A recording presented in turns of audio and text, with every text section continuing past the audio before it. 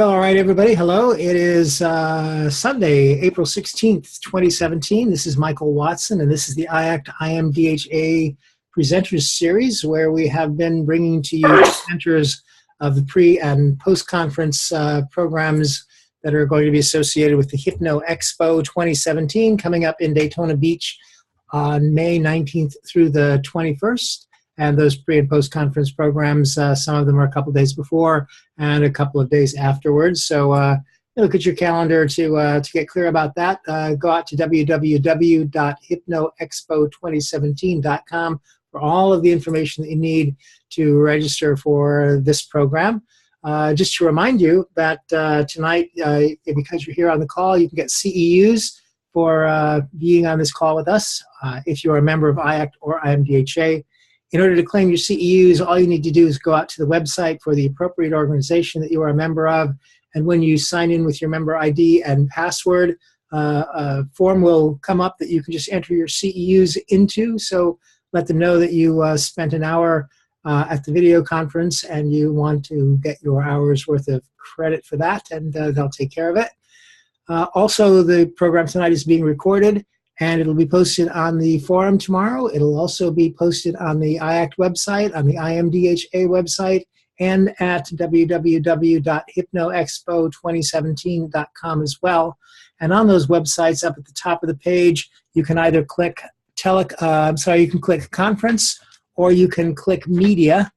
And underneath those menus, you will have a choice. If you click media, you'll have a choice of the Hypnocaster, which has all of the programs that we've done so far available for you. And if you click on if you click on conference, you will have access to a tab that says teleconferences below that. And it also has all of the programs that we've already done that have been recorded. Just click on the one that you want to listen to, and it'll pop right up for you. So that's what you need to know about that. Be sure and get out there to register for the conference at www.hypnoexpo2017.com. I understand, by the way, that the early registration price for the discount for the hotel is the 19th of April. So if you want to get it on the special rate, be sure and make your reservations at the Daytona Beach Hotel and Conference Center. Again, all the information you need about that is at the website, hypnoexpo2017.com. So next week, we will be talking our 15th and final Sunday night. We'll be talking with Jason Linett, and his topic will be Empower Your Hypnosis Business with Live Talks. For those of you who have enjoyed these Sunday night call-ins, I just want to remind you that on the second Tuesday night of every month, we're also here with the same login and at the same time for the virtual chapter of IACT and IMDHA, and we have a special topic and a guest to do a presenter at those various meetings. I can't announce the guest yet for the next one, but it does get mailed out in the chapter chit chat that Linda Otto sends out to everyone that's members of IACT and IMDHA. And of course, you can always check with me at flhypno@outlook.com if you want any further information about the virtual chapter. So welcome, everybody. In a few minutes, we're going to be talking with Mark Andreas, and I'm excited to do that about the program that Mark and I are doing together. That program is on the 22nd. It's Monday after the weekend of the conference. It's an all-day program, and it's NLP for hypnotists and hypnotherapists. So we hope that you'll join us for that one. And I'd like to just start out by I'd like to ask a really important question, and I wonder, Mark, you can hear me, right? I can, yes. So here's the important question. How many NLP practitioners does it take to change a light bulb? Oh, let's see. I should know the answer to this. Well, there's probably several answers. There's probably... The one that I know is that NLP practitioners don't change light bulbs. They simply brighten up their submodalities. Oh, yes. I thought that was an important one to bring up. So I want to tell you, everybody, I'm really happy to be doing this program with Mark Andreas. Let me just tell you a little bit about him and make my formal introduction. Mark runs a change and coaching private practice in NLP for individuals from around the world, both in person and over Skype. He trains NLP throughout the U.S. and internationally, including training for NLP of the Rockies, the NLP practitioner training program that they have there in Colorado. He's the author of Sweet Fruit from the Bitter Tree, which is 61 stories of creative and compassionate ways out of conflict. It's a beautiful book. And Waltzing with Wolverines, Finding Connection and Cooperation with Troubled Teens. So I tell you what I want to tell you about Mark, though, is that I am especially thrilled and privileged to be working with him because first of all, Mark is the son of Steve and Connie Ray Andreas. I'm sure that's a part of every introduction that you get, Mark, and I think you're just going to have to put up with that. Who are two of the finest NLP trainers and developers that I know and that I've ever studied with. So it's just a real honor. And I know that he was nurtured in an environment that had a real appreciation for NLP. And also through that has been exposed to all of the trainers. Gosh, your parents bring in people from all over the world and interact with just about everybody. So Mark has been exposed to every trainer that I can imagine, and I think that really offers him a rich background that isn't available to most of us. But the other thing that I particularly like is just Mark himself being younger and a little more energetic than the rest of us, and bringing a new spin and a new way of looking at NLP out into the field and really making it alive. So Mark, I'm really happy to be doing this with you, and welcome to the call. Thank you. Thanks for such nice things you said, and I feel really similarly really excited to be teaching this class with you too. And you have so many years of experience in both hypnosis and NLP. I'm just really excited. I started teaching, Melissa Roth initially asked me to start teaching some NLP for hypnotist classes, so I started doing that some, and then got to talking with Michael, and he was like, oh, I used to teach that too, let's do this together. And so I'm really excited to have your depth and years of experience. And I mean, I can say the same for you. I know that you've gotten the benefit of teaching with a lot of learning from a lot of the teachers that weren't teaching anymore, or at least were on the other side of the world, or that kind of thing, once I started getting into this. So you definitely have just really excited to be teaching with you and also learning from you too. Well, the thing that I remember is I remember meeting you 35 years ago or so. Which I think is interesting, because I met you at an NLP training program 35 years ago. And consequently, that means that between the two of us, we must have 70 years of experience to share in this program. Right. Sounds good, yeah. Yeah. So I have a question for you, if you don't mind, just a little personal question, and that is that the assumption is, we talk about you and your parents and all of that stuff, and that you were basically steeped in an environment that had NLP all over it, and yet somewhere along the line, you made a decision to carry on with the family business, as it were. How did that come about? How did you happen to decide this is what you wanted to do? Yeah, it's a great question. It certainly wasn't something that I assumed I would do, and it certainly wasn't something that I was pressured into doing.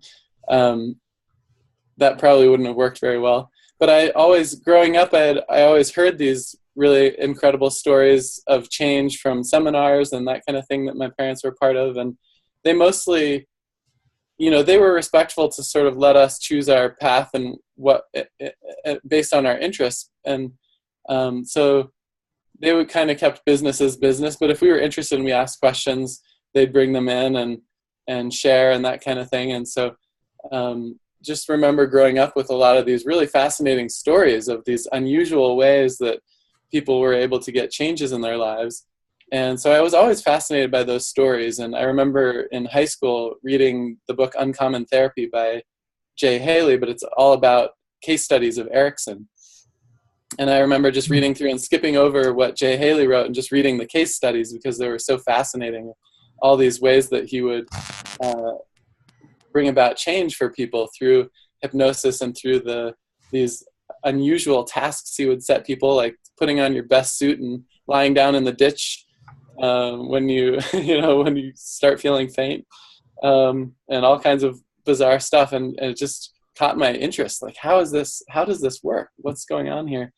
And then studied peace and global studies in college, led wilderness therapy for 2 years. So I was always interested in how conflicts are resolved and how people can get along more effectively and better for everybody. And then, at a certain point, after working 2 years in wilderness therapy, thought that this would be a really nice thing to get into and go into more of the interpersonal conflict resolution. And during that time, I started getting some NLP training just because I was interested in it. And then after the wilderness therapy was when I decided, I want to start a private practice and see this working, firsthand. And also just seemed like a really wonderful way to make a living, getting to meet new people and problem solve, and it never gets old. So those have all turned out to be true. So it was a good choice. I'm glad I made it. Nice. Yeah, my path was a little different because I think I spent a lot of it running from things that weren't quite right until finally I landed in the right place. From religion to gurus to Ram Dass and Timothy Leary through the human potential movement. One of our fellows on the call mentioned being in Colorado in the 70s. I remember the 70s. There was this thing called the human potential movement, which is kind of funny now in retrospect because gosh, this area that we're in has gotten so broad that on one hand it's about personal evolution, but on the other hand it's about personal power, it's about success, it's about prosperity, depending on what particular angle or what particular direction it moves in. But I've had a chance to study with just about everybody. I've been fortunate enough to be able to move and travel around, and that included, finally, after my hypnosis training was I think really supplemented, enriched, if you will, by NLP. That gave me a depth of understanding that I didn't have before. Managed to study, I think, with virtually all of the major NLP developers and trainers. So at least the ones that were in the States, and a few out of the country as well. So I've had a really lucky trip in terms of being able to be in the right time at the right places. So I think something that might be useful to just start out this call or this conversation with our audience is just a little bit about NLP itself, because to some degree, when I hear people talking about it that don't have any training or only a limited amount of exposure to it, they all have really different ideas about it. That is, some people will tell you that NLP is a collection of techniques.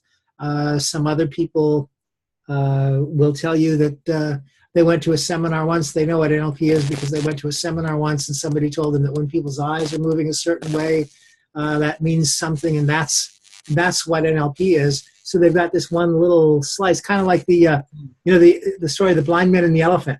Yeah. Right. So they've got this one little piece that somebody has shown them, and gosh, the field is just so rich and full that I think one of my missions is to help people understand that it's more than that, really. Yeah, and I think that's one of the benefits of the class that we've put together is well, even in a day, you have to just pick and choose a few things still of the vast number of different tools and communication patterns and that the field encompasses now. But I think we've done a good job of choosing quite a few different things from NLP to give a sort of sampling or a glimpse of that vastness that's there. So one of the definitions of NLP that's a little highfalutin, I think, and some people don't quite get it, is after all, it's a field of study, right? And it's the study of the structure of subjective experience. And that's kind of a mouthful, but essentially we're talking about how it is that people organize their experience, how it is that they organize their thinking in order to have the experiences that they have. You know, it begins with a couple of presuppositions, which I think in and of themselves are incredibly empowering and really, how do I say this, really point for practitioners a direction to work. That is just for one example, we can't really get into them in detail here, but one of them is that behind every behavior there's a positive intention. And, you know, if you really sort of take that to heart, if you really understand that and think about what people present to you in just that way, it almost immediately gives you some clue as to how to proceed with the work that you're going to do. The understanding that something needs to be, I kind of joke about the fact that people come to my office asking for exorcisms. They've got this terrible thing that they want to get rid of.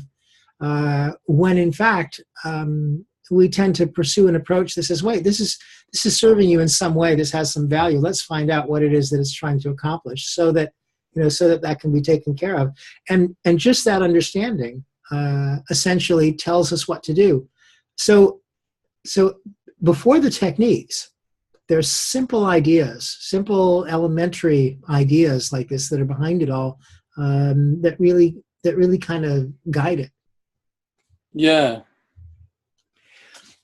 Then there's this other definition that I think people like a little better.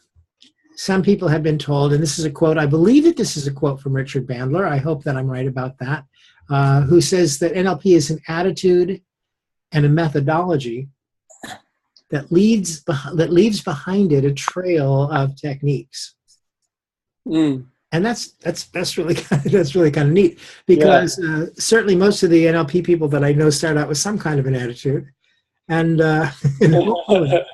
hopefully the attitude is something that I really learned to value, and again I really learned to value this in Boulder when I was first being exposed to NLP. Curiosity as being a part of that attitude. It's rather than, oh my God, what am I going to do with this client? The approach when somebody presents something is, gosh, I wonder how it is that they have that experience, how they organize themselves to have that, and a real interest in how it is that it works for a given individual that helps us figure out how to do something or how to help them be able to do something different. And curiosity is one of those things. You know, you can't go from angry to elated in one step. But the neat thing about curiosity to me is that it's readily available, and it's there as soon as you ask an interesting enough question. Mm-hmm. So it's one of those places that we can get to, and when you get there, the motivation seems to come along with it to really do the work. So the attitude is about curiosity and about possibility, and the methodology has to do with detecting and utilizing the structure of a person's experience. That is how they put it together, and then changing that structure. And the process by which we do that shows up eventually in a bunch of techniques. Some of them are replicatable, have been described with steps and in sequences, but those are kind of artifacts of this larger thing that NLP is, that still is that curiosity and wonder to explore with a person how their experience can be changed. Mm-hmm. So there's my lecture beyond just a couple of techniques or a toolbox of techniques, because I'd like to think that if we're really working as NLP practitioners, that in the long run, sooner or later we move beyond the techniques and we start creating technique as we operate. We start redefining and redeveloping what it is that we're doing based on what we come to understand as we interview and talk with and interact with each given individual client that we're that we're working with. Yeah, and in that same vein, I think that at least I was taught that several of the quote techniques that Bandler and Grinder taught, they basically made up as a way of teaching certain principles of those underlying principles. And so it was a simple way of conveying the principle, teaching it, having people be able to practice this particular set of steps and notice the results that it gets. But like you said, that once you understand those underlying principles, you can begin to have more fluidity in how you put them together and in a way that's going to be a fit for the person that you're working with. Mm-hmm. So you said when we first started out that you had been teaching NLP to hypnotists, and I mentioned that I had done that. And as a matter of fact, at least for me, one of the things that I noticed was that these two communities really were sort of separate from one another, and I didn't quite understand why. I know I'd been through NLP. Me either. I had been through NLP training, and they kept telling us stories about Milton Erickson. You remember Milton Erickson, right? And NLP certainly values Milton. Yeah, much of the NLP came directly from what he would do with clients. Sure. And yet, they didn't really seem to be offering hypnosis training. There were a couple little courses here and there. John Grinder did a little bit about hypnosis, a training that he did with Robert Dilts, and certain things, but there wasn't really like a certification program or anything like that being made available. So I contacted NLP California and I said, I understand, I'm about to teach a hypnosis certification training. And I had been on the training team for a master practitioner training that was happening there in Northern California at the time. And a bunch of people had expressed an interest. So I just let the guy know that was running Northern California at the time, Tom Dotz, that I was going to do this class. And basically I said, would you be interested, in me, in us working together somehow with that? So I started teaching hypnosis to NLP practitioners. And then as I got more and more involved with the hypnosis organizations, I started teaching NLP to hypnosis practitioners and hypnotherapists. And so here we are, now with an opportunity to do this again at the great Hypno Expo, which is just going to be so much fun and so exciting. So, yeah. So Mark, what I'd love, and I think I'll let you handle this one if you will. I know we talked a little bit about it, but I think that what might be helpful for people listening to understand is what specifically is it that NLP offers to hypnotists? Yeah, what I would say is that a lot of, I think when we were talking, you were mentioning this also, Michael, just when we were planning recently for what we're going to be teaching at the conference, is that a lot of the NLP came from modeling Erickson, as we discussed. And so in a sense, Erickson had all these artful ways of guiding people into a trance state, into a receptive place where they would be ready to take on new learning and that kind of thing. And once he got him there, he didn't just say, okay, now get better. There was a lot of precision and artfulness to what he did then. And in a sense, what Bandler and Grinder did with NLP, a lot of it initially came from really modeling what was Erickson doing when he guided this person into this receptive place of being ready for change.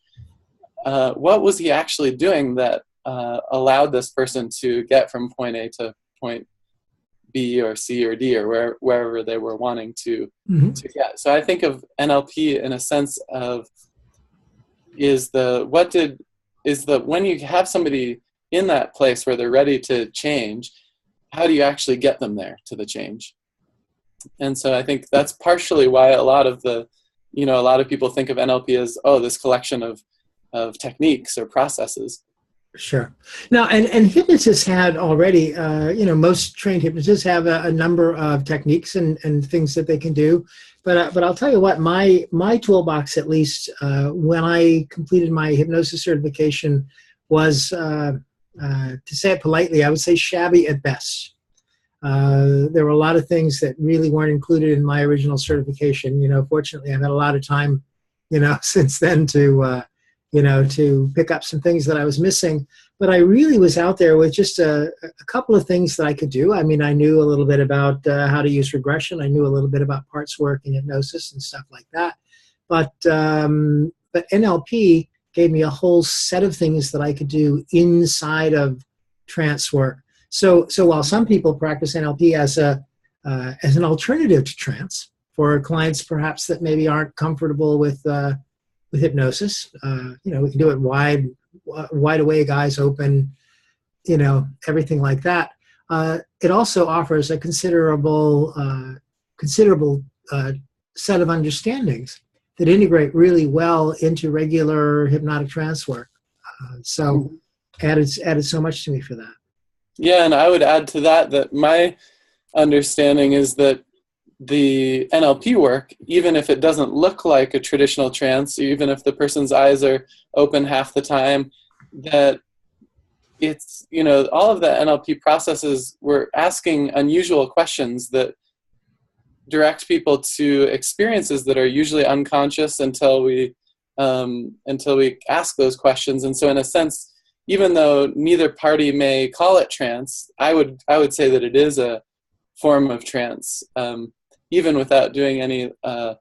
And Catherine's definitely agreeing on that strongly. It looks like.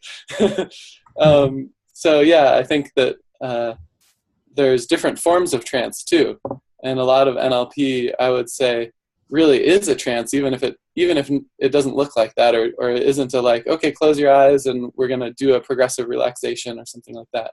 Mm-hmm.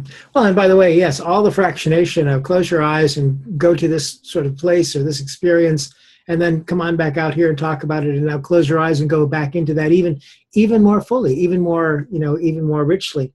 There's something kind of odd in the history of hypnosis in California that I like to remind people of, because it suggests to me that hypnosis and NLP might not have been separated initially if it weren't for some quirks of California law. But there was a time when licensed practitioners, that is licensed mental health counselors, were not allowed to use hypnosis. In fact, they had to sort of sign statements saying that they would not use that as a part of their practice. It wasn't recognized or wanted in California by the Board of Behavioral Science Examiners. And then after a while, the AMA came around and people started to change their opinion. And suddenly, in the meantime, by the way, hypnosis was being taught to people who were not licensed practitioners. There are a number of schools that opened up. Some of the folks on this call may have been to one or another of those schools at some time. And non-licensed people were getting trained in hypnosis. Suddenly, one day, the state of California changed its mind. If a state can change its mind, the government, the powers that be, decided that hypnosis was in fact a powerful modality and should only be practiced by people who are properly and appropriately licensed. So overnight, they literally reversed their position in such a way that the people in California who knew how to do hypnosis were no longer allowed to. And the people who were now allowed to didn't really have a clue because they had not been given permission before. And this is right at the period of time that Bandler and Grinder start developing this thing called neurolinguistic programming, and we're shopping for a name for it. It's curious to think that it might have ended up otherwise. It might have ended up as a subset or another division within the hypnosis community, rather than something seemingly and erroneously seemingly separate that it has appeared to be for many people. So here's the deal. We're talking about what NLP offers to hypnotists, and one of the things that I would say, because I still love to, I'm a trance guy. I really like hypnosis and really like using hypnosis, and one of the things that I would offer back is to say, not only does NLP have something to offer hypnotists, but hypnotists have a special skill set that I think really contributes to their ability to be effective in neurolinguistic programming. That is because they've learned to use language in a way that that really is a skill that they can develop to create experiences and to utilize those experiences. So doing NLP step 1, step 2, step 3, step 4, where there are marked out procedures like that, is one thing. Doing them with a hypnotic attitude or a hypnotic understanding that really enriches the experience as a client is going through it really brings a great deal to the party. So so I'm pleased in that both of these things have a great deal to offer each other.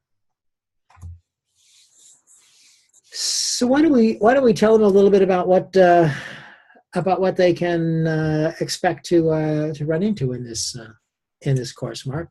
Yeah, sounds good. Well, as our write-up says, we're going to be going into, in terms of processes, we're going to be teaching specific process for accessing, in NLP jargon called anchoring, if you're familiar with that. Getting a thumbs up.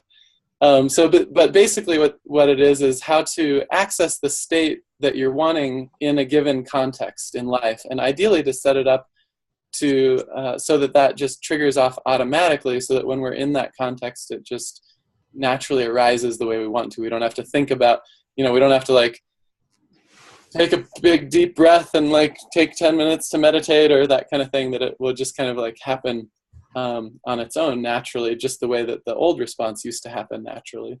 So that's one thing that Michael will be focusing on. And then what we're also going to be teaching a specific way of dealing with critical inner dialogue, which I think is something that we all experience at times, and how to transform that in a useful way that will be lasting and much easier than a lot of the things that people attempt, like trying to just sort of overpower it or get rid of it or do drugs or, jump off high cliffs or positive affirmation it away or that kind of thing. High cliffs. The guy from Colorado says high cliffs. Yes. We actually go out and look at observation windows at places like the Sears Tower and things like that. That works well for the rest of us. Oh, yeah. Cool. And then also a process for transforming anxiety that I think we've both found very useful. And so that's kind of some of the process-oriented things that we'll be teaching, and then also be teaching some of those, as Michael said, those attitudes of, the NLP presuppositions, those attitudes that are so useful in guiding you to what's going to be most supportive and helpful for somebody if you take on those attitudes. Mm-hmm.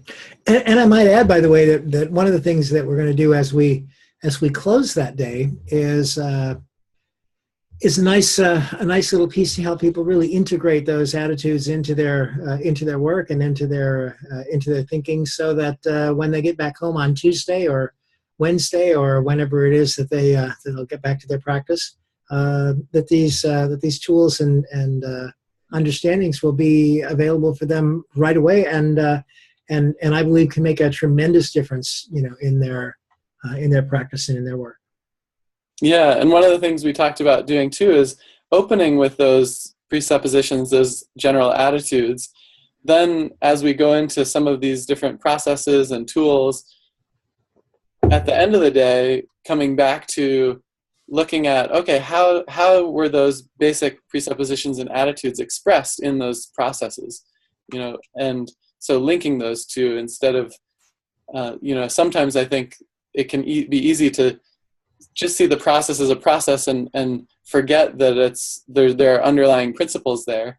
And on the, as Michael was saying, and on the flip sides, it can also be easy to just talk about the principles, but not actually, okay, how do these principles actually manifest in a real life client situation that's going to actually help somebody? Nice. Yeah. So we're wanting to bring those together. Now, one of the things, by the way, and one of the important pieces that we're going to do during the day is this notion of accessing and applying resources to particular contexts in people's lives, and something that you can take back again and use with your clients right away. NLP, amongst those attitudes, has this idea that people have, or at least can have, any of the resource states that they need in order to be able to manage situations or challenges that they're dealing with.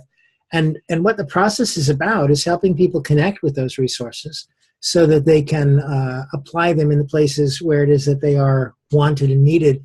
I have one client that I'm remembering. I wrote an article that was in Unlimited Human, and so some of you might have seen this, and it was just called, it said he became a dancing fool. But basically it was this idea, That's a great story. Kind of a sad sack sort of fella, really not socially very comfortable, and also just really not very outgoing in a way that I think was limiting him at his job.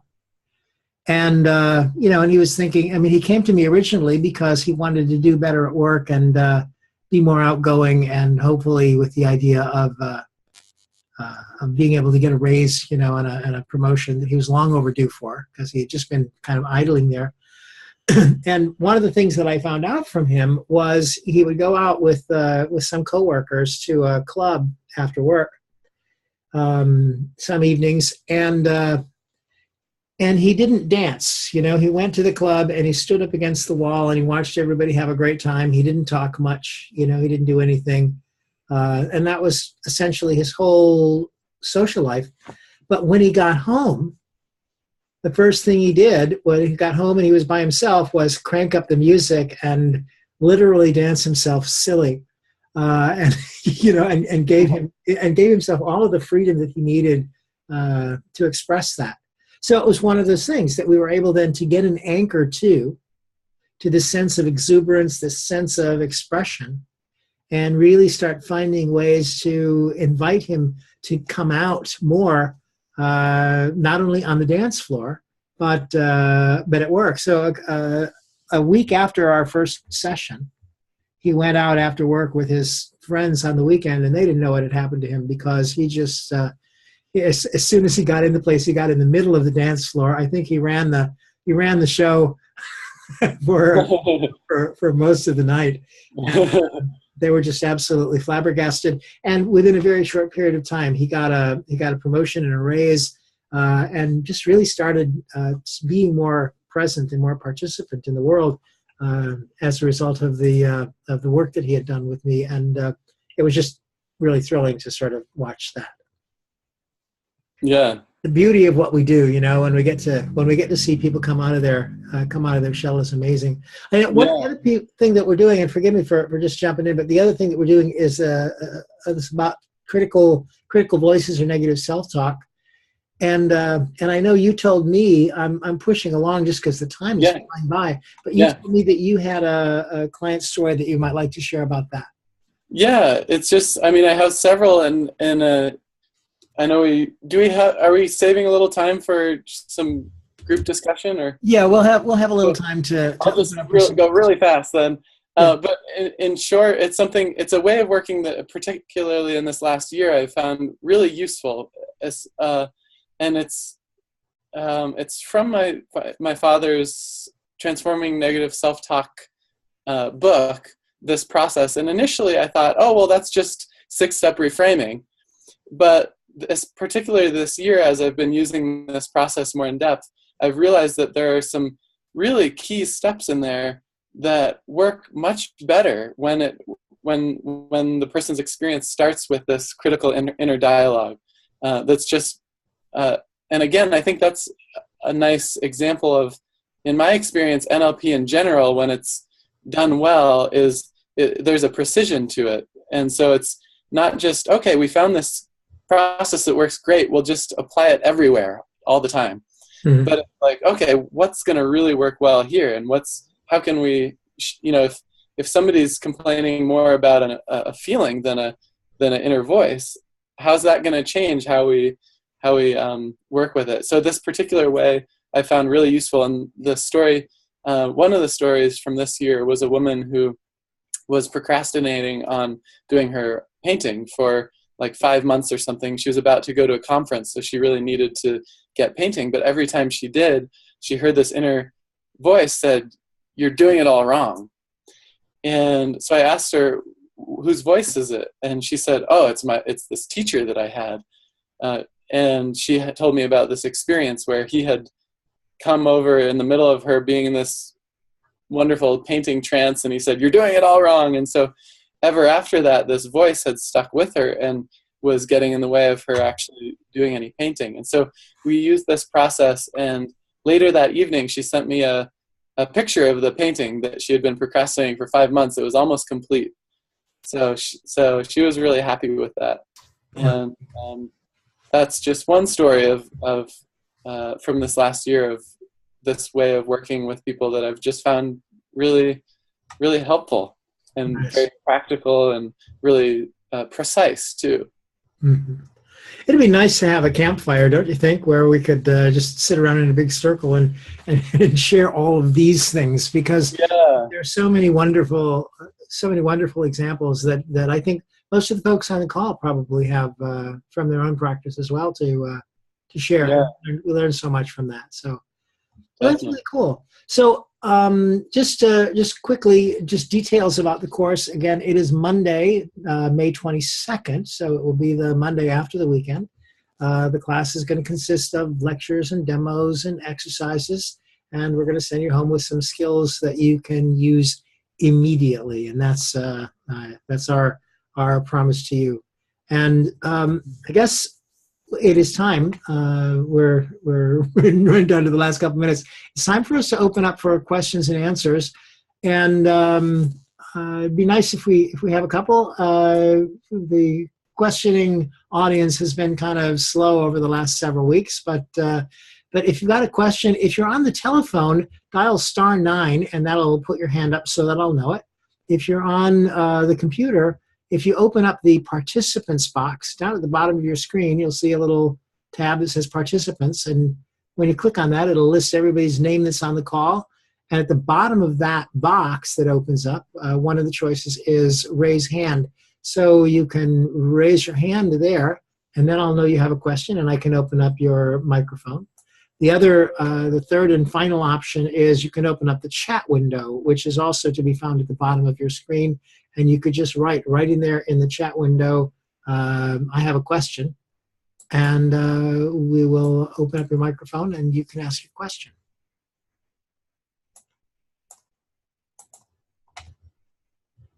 Now, I know that's a lot of instructions. No question, just chat. I have one. Yes, go ahead. Oh, okay. Well, a couple.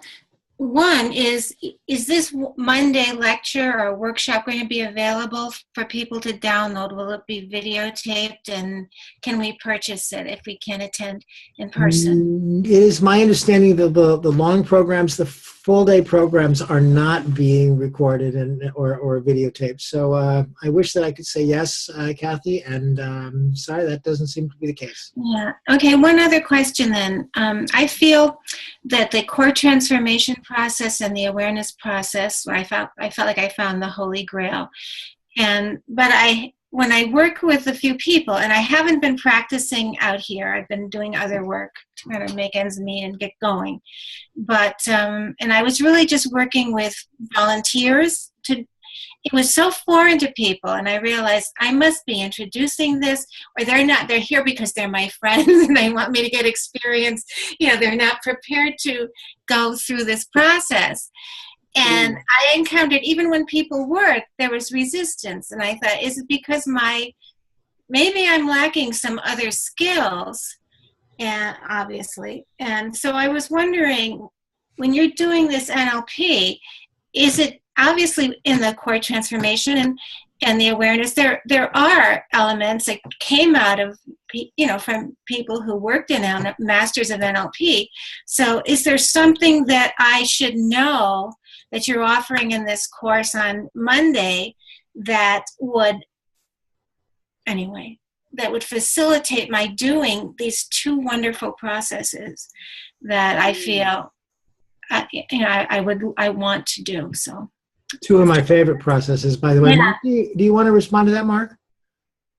Sure. I think my quick response is I think you'd get a lot of value out of the training, whether or not it would meet that specific need. I'm not sure I would know without finding a little bit more. And it sounds like you haven't quite identified maybe what's missing there either for it to flow. Some things, yeah, and I don't think it's all me. I think it's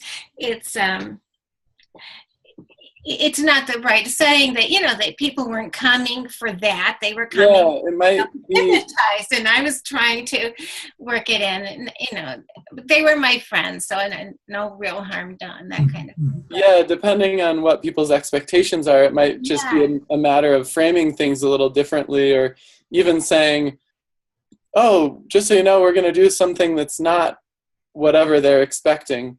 Right.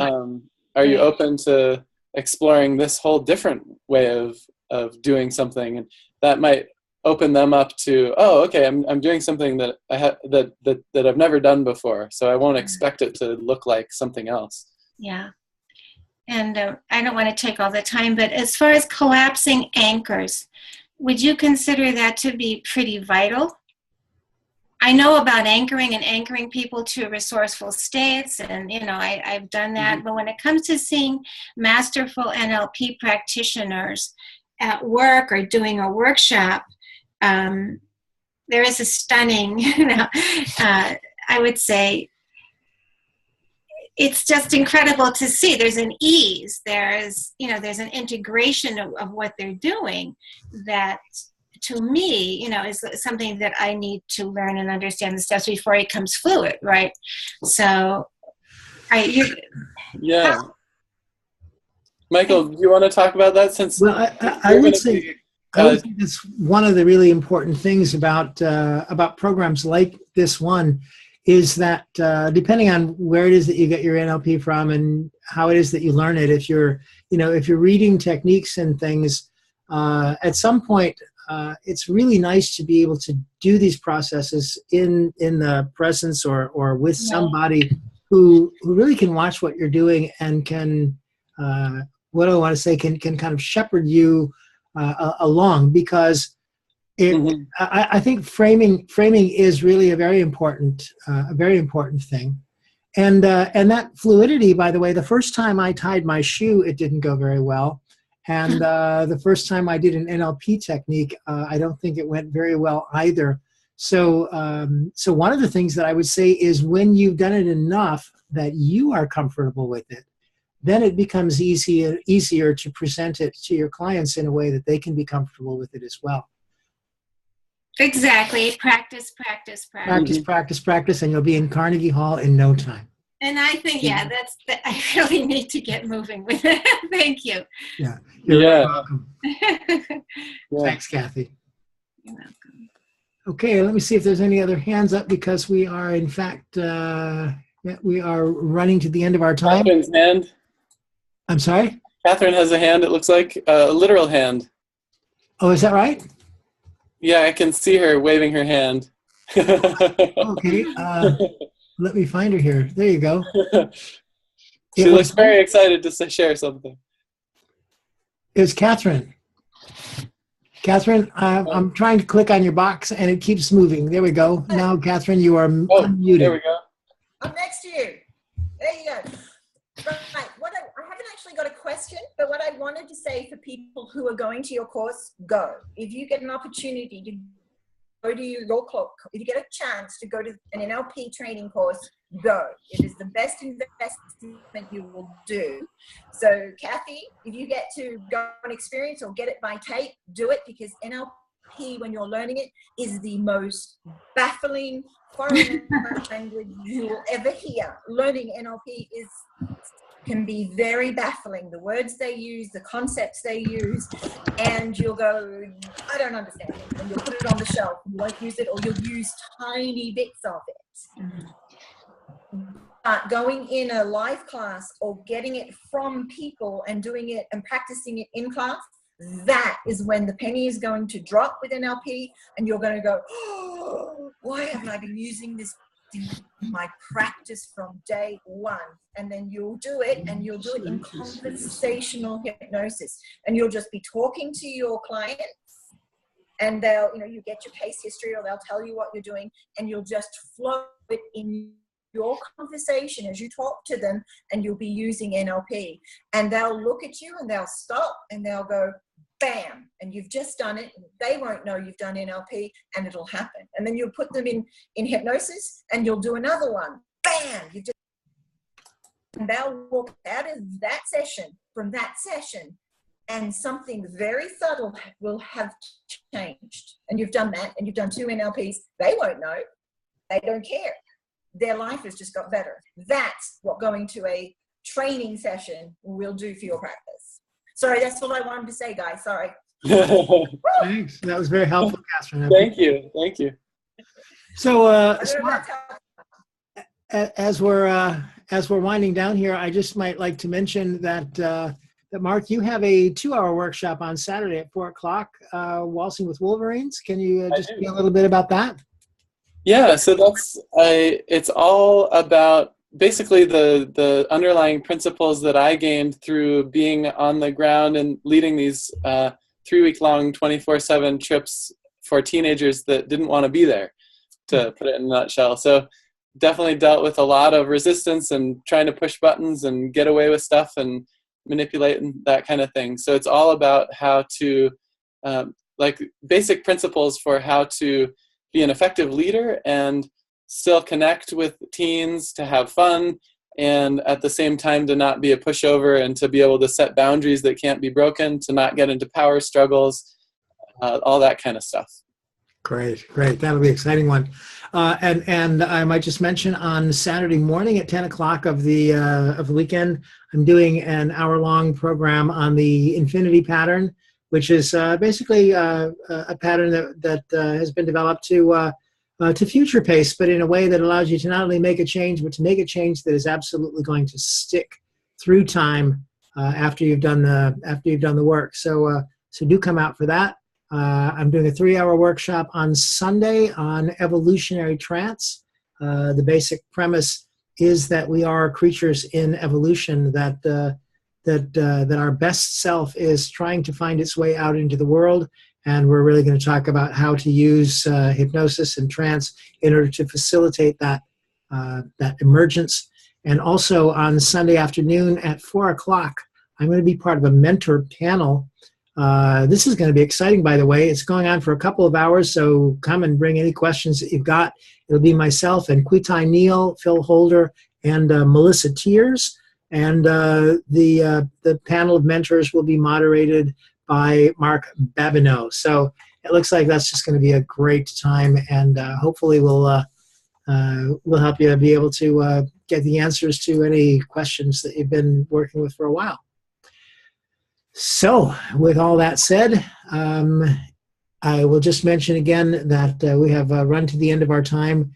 This is the 14th of 15 weeks of these programs, so we have one more next week. That will be Jason Lynette talking about Empower Your Hypnosis Business with live talks. If you go out to the website for IACT or IMDHA and log in, you can collect your CEUs for being with us today, and this recording will be available to you at any of the websites tomorrow, the IACT, the IMDHA website, on the Mind Matters forum as well. And also you can find it at www.hypnoexpo2017.com. That's an important address to know, because that's also where you want to go so that you can register for the conference. So now, Mark, are you ready for something exciting? I am. Because I'm about to do what I do at the end of every one of these things. That is, wildly and crazily, I am about to unmute everybody. So, So everybody is in order to say goodnight, and thank you all for being here. Happy Easter to everyone. We'll see you next week. Thank you. Thanks so much. Nice to see Thanks, you. Mark. Keep buffaloes corralled. What's that? What was that, David? I said keep those buffalo corralled. Oh yes, I will. You too, up there in Wyoming. Together we'll cover it. Back and forth. Yeah. Thanks, Michael. You're welcome. Bye-bye. Bye.